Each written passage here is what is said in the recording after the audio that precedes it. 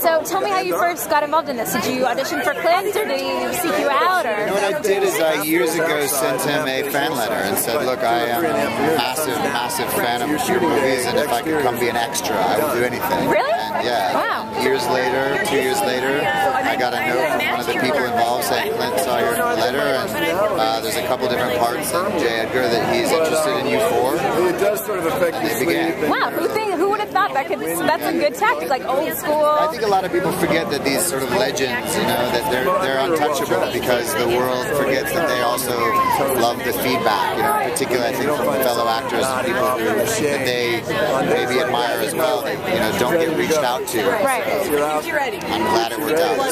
Nice, okay. So I hear he's not super hands-on and giving so much direction. Is that true? Was your experience? To me, he is the ultimate actor's director because he is the ultimate in trusting his actors, but he is the ultimate in trusting every single person that he works with. It is a remarkable place to be because it feels so safe and you feel so free. And he also has so much respect for you because he expects that you're going to show up totally prepared.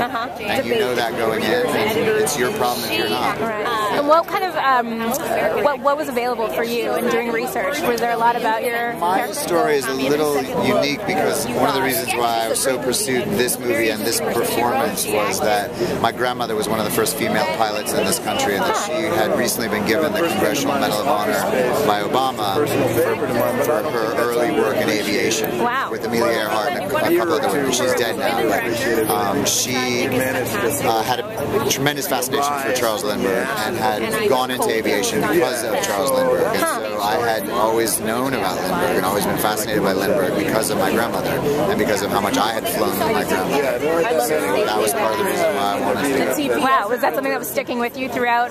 It did. I mean, it stuck with me. First of all, I had been fascinated by Lindbergh before this, so I had read a lot about him because of her.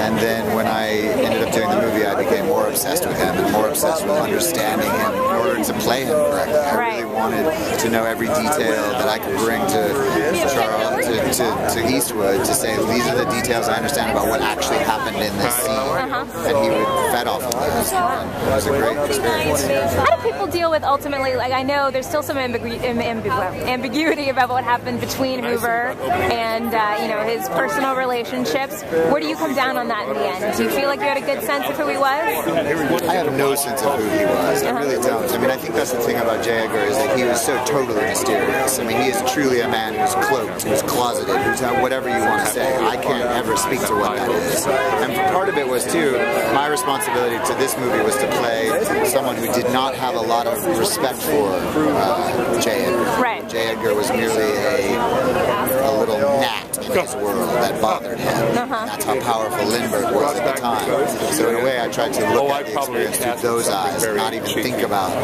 anything else that was peripheral to him. Well, I'm looking forward to seeing it. Thank you so much. Absolutely.